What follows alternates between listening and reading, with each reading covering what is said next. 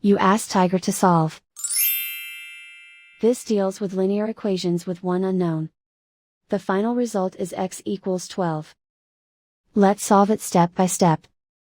Simplify the expression. Expand the parentheses. Multiply the coefficients. Simplify the arithmetic. Group all constants on the right side of the equation. Add 50 to both sides.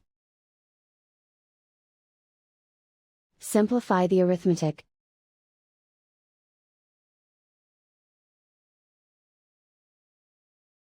Isolate the x. Divide both sides by 10.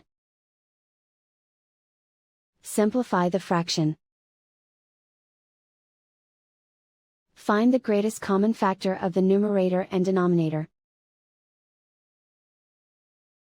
Factor out and cancel the greatest common factor.